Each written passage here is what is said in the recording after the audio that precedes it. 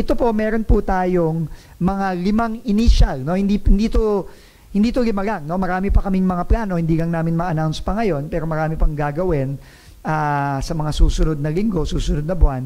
Pero ito yung initial na 5 na gagawin na natin. Unang-una,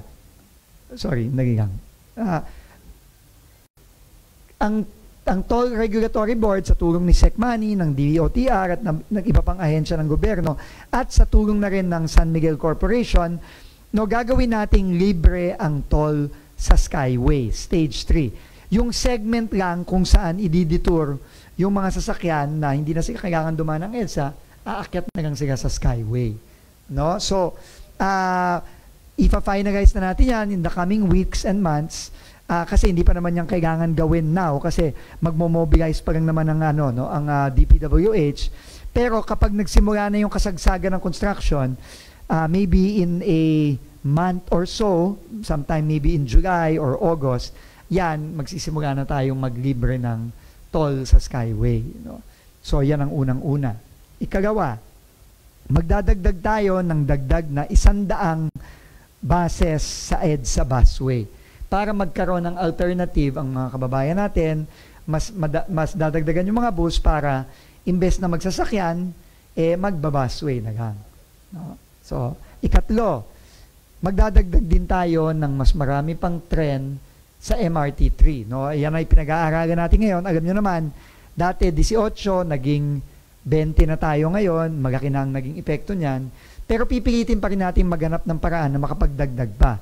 At ginawa din natin dati, di ba, yung from 3-car trains, meaning 3 bagon sa isang train set, ginawa nating 4. So, pipilitin nating magdagdag pa ng 4 car train sets, no, sa mga susunod na buwan para din magdagdag ng capacity sa MRT3.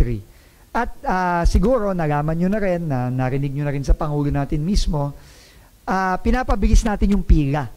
No? So, sa mga darating na linggo, iko-kompleto na natin yung pagtanggal ng mga X-ray para bumilis ang pila sa ating mga MRT stations. Ngayon kasi, sinusubukan pa lang natin ito sa 2 istasyon. Yung Taft Avenue at yung North EDSA station. So, sa mga susunod na linggo, sa lahat na ng stasyon ng MRT3 at gagawin na rin natin yan sa LRT1 at LRT2. So, yan po on the part of the OTR, ipapasok ko na po ngayon kay Chairman Don kasi marami siyang i-report sa inyong mga inutos din ng Pangulo natin. Well, on the part po ng MMDA, kami po ay naatasan na mag-manage ng traffic at mag-implementa ng mitigating measures para wag magkaroon ng Carmageddon, hindi lamang sa EDSA, kung hindi sa mga alternatibong ruta na na-identify natin na habang ginagawa ang EDSA, yan po ang magiging pangalawang daanan.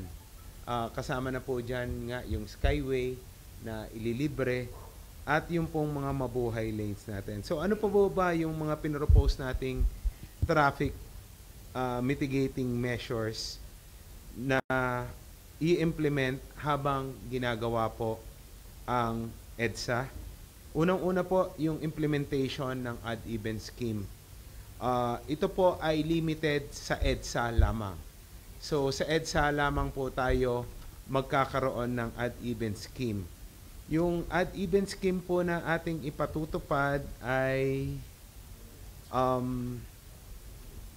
ang bawal po sa EDSA, yung 13579 na ending plate ay bawal ng Monday, Wednesday, and Friday.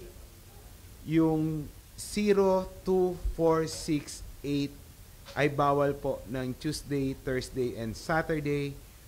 Sunday po, libre po gumamit ng EDSA ang lahat ng sasakyan. Ito po ay ginagawa natin dahil expected po na with this scheme ay magkakaroon po ng 40% reduction ng vehicle sa EDSA. Again, yung sa mga roads aside from EDSA, kung ano po yung number coding scheme sa ngayon, yun pa rin po yung mag-govern. Bakit po natin to ginagawa? First, with the implementation po ng toll-free policy ng DOTR sa expressway, ito po ay madidistribute po natin yung mga sasakyan. Yung mababawas po sa EDSA due to the odd-even scheme, pwede pong gumamit nitong free toll. Dahil kung matatandaan nyo, nung nag-open po, I think ikaw pa ang presidente ng San Miguel Tollway noon. Si Sec Manny pa po ang presidente ng San Miguel Tollway noon. Natatandaan ko po, nung nagbukas ang Skyway na po na yan, tsaka yung mga connector roads, gumaan po ang volume ng traffic sa EDSA. Sa amin pong tala, noong 3 months na libre ang Skyway, simula nung binuksan, nagkaroon po ng reduction ng volume ng traffic sa EDSA between 7.5 to 14%.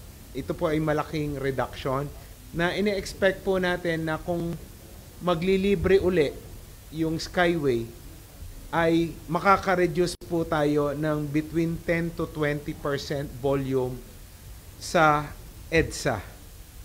Kung sasamahan po yan ng odd-even scheme na additional 40%, ine-expect po natin na mas bibilis po yung daloy ng traffic at hindi po magkakaroon ng Carmageddon sa EDSA.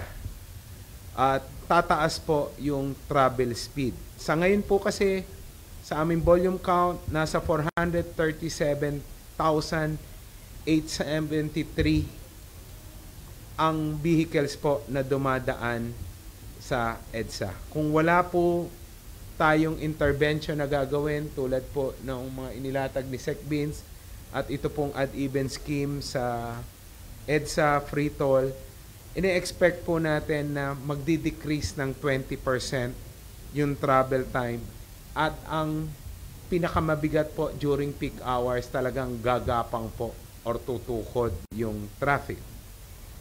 Kung solely yung toll-free scheme ng DOTR, ni Sec Beans, ine-expect po natin na ang reduced traffic volume ay 5%. Kung odd-even scheme lang po, reduced traffic 20%. Pero pag kinumbine nyo po ito, ang marireduce po na volume na expected, meaning pag pinag-combine po yung odd-even scheme at yung toll-free sa Skyway, i-expect po natin na mababawasan ng 25% yung pong volume ng traffic sa EDSA at medyo mag-i-increase po yung travel time as compared sa ngayon. Ang ano nga po namin, baka mas mabilis sa EDSA. Pero ang magiging tanong, baka naman sa ibang karsada mag-traffic. Kaya nga po, meron pong Skyway na libre. Nag-uusap na kami ni Sec Beans. Ang request po ng concessionaire ay i-manage yung mga rampa na papasok at palabas ng Skyway dahil for sure bibigat po ang volume doon. Makikipag-ugnayan po kami sa concessionaire, sa mga LGUs para po i-manage well ito pong ating libreng gamit ng Skyway habang ginagawa po yung EDSA. Again, ito pong odd-even scheme sa EDSA lamang po i-implement. Sa ibang karsada, hindi po. Sa ngayon po, magiging 24 hours yung odd-even scheme.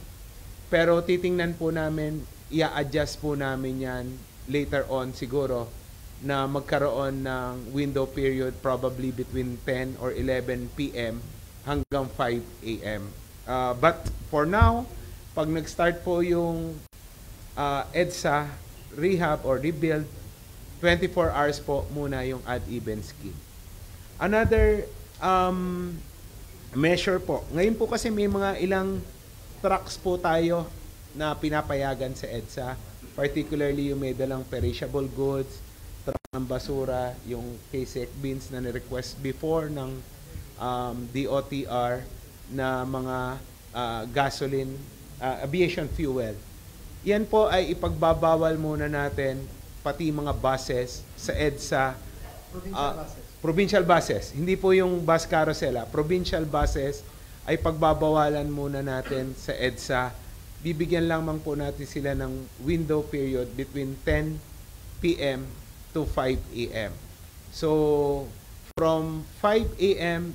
to 10 p.m., absolute po, bawal po ang buses, provincial buses, trucks, and other big vehicles po sa EDSA.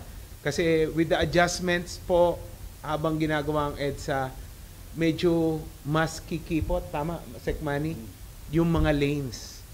Dahil nga po sa adjustment, kasi yung construction area po ay halos mahigit isang lane ang masasako. So medyo mag-a-adjust po talaga kami ng lane para po sa mga sasakyan na magiging mas masikip. So kung dadaanan pa ito ng mas malalaking vehicles, mas lalong sisikip po at babagal po yung daloy ng traffic. Napagkasunduan po namin before pa ng June 13, aalisin muna po yung bike lane separators sa EDSA. Makikipagpulong po tayo sa mga stakeholders, particularly ang mga motorsiklo at mga nagbibisikleta para pag-usapan po yung exclusive bicycle lanes at probably gagawa po tayo ng exclusive motorcycle lane sa EDSA dahil babawalan na po natin ang motorsiklo na pumunta sa ilalim sa mga underpass at ganoon din po hindi na po sila papayagan sa mga overpass. I-clarify ko lang, Sekmani, hindi po affected pa yung mga underpass at overpass. Hindi po kasama sa gagawin. Tama, Sekmani? For now. For now. Hindi muna po isasama kasi mas masalimuot po na trabaho yan, I understand. So, para po wag magpa-liko-liko yung ating mga motorsiklo na magkokos po ng accident, magkokos ng slowdown, gagawan po natin sila ng exclusive motorcycle lane sa kanan. Pero iyan po ay i-discuss pa po namin SEC bins sa mga stakeholders sa mga darating na araw.